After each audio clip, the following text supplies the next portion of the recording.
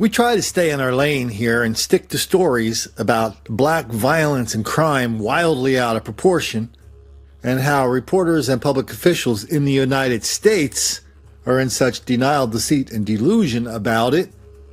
But there are so many stories coming out of Australia over and over and over, and they're so eerily similar to what's happening here. And you can see the reporters and public officials there are having the same problem, looking it in the eye and calling it for what it is. I mean, here we're going to see 50 black people rampage through a couple of different places in Australia. I mean, they're jumping over fences, they're attacking families, they're going to the beach, they're attacking families, robbing them, they're fighting police on horses, the whole thing, destroying property. And then the next day, the mayor of the town, you'll meet him in a minute. He's a guy with the goofy jacket and goofy glasses. He looks into the camera and he says, well, that was problematic. Your hometown is under invasion.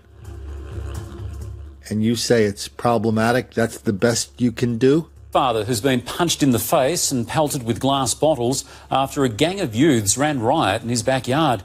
It came as police deployed hundreds of other officers to deal with the out-of-control beachgoers. Lana Murphy with more. Surrounded by a wall of strangers armed with bats and brooms. A family fights back after a gang of rowdy beachgoers attacked them at their Chelsea home. So it just got out of control. When your family's threatened, how would you feel?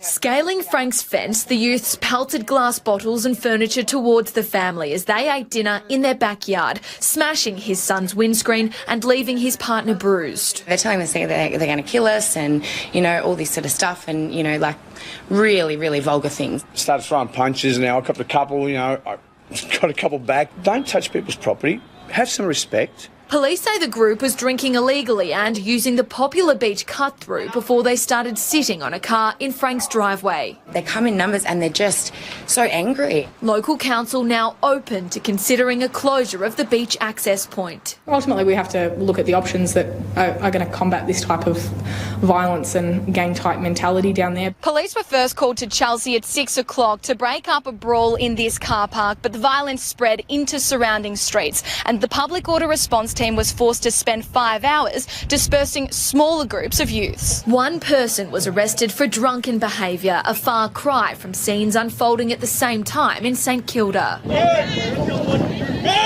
Police arresting 16 people near the foreshore for a range of offences, including attempted robbery, criminal damage and assaulting police, searching 123 people for weapons.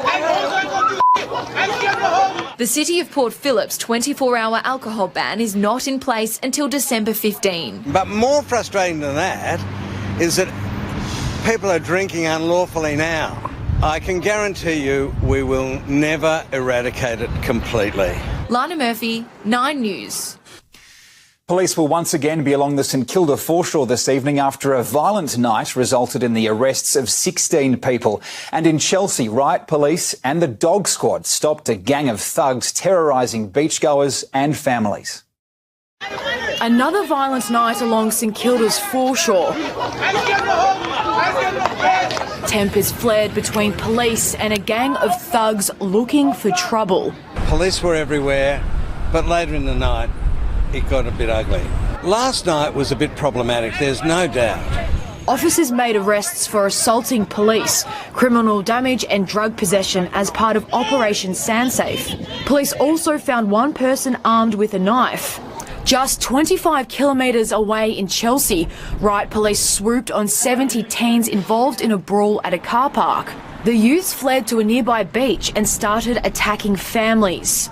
One couple told of their terror after they were ambushed during a barbecue. And they started, hurling abuse, you white dogs, you slut, all of those names. But the violent scenes escalated and glass bottles were thrown. There's 40, 50 of them, they broke the gate. They were jumping over the gate. They threw a bin over the gate, and what do you do? Jade and her partner Frank were punched several times, leaving them bruised. I've got a cut on my toe.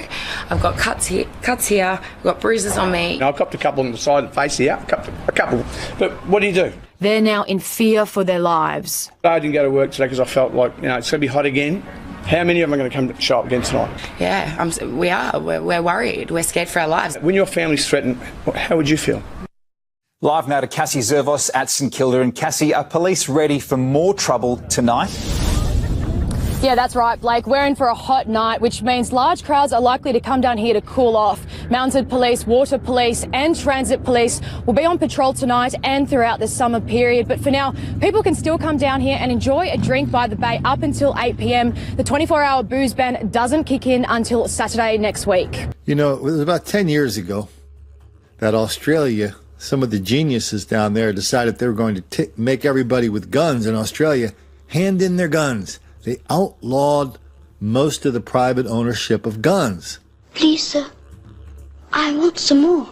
At the same time, the same geniuses decided that there were a lot of unfortunate people living in Africa that needed another chance, that needed just a break to get ahead, so they moved them to Australia. Now they moved in over 100,000 immigrants from Africa, and it has been one catastrophe after another. And it keeps growing and growing and growing. And the weird thing is, as it grows more and more and more, the people become less and less willing to look it in the eye and call it what it is. Black mob violence, black criminality, wildly out of proportion. Because even down under, they don't want to make the black kids angry.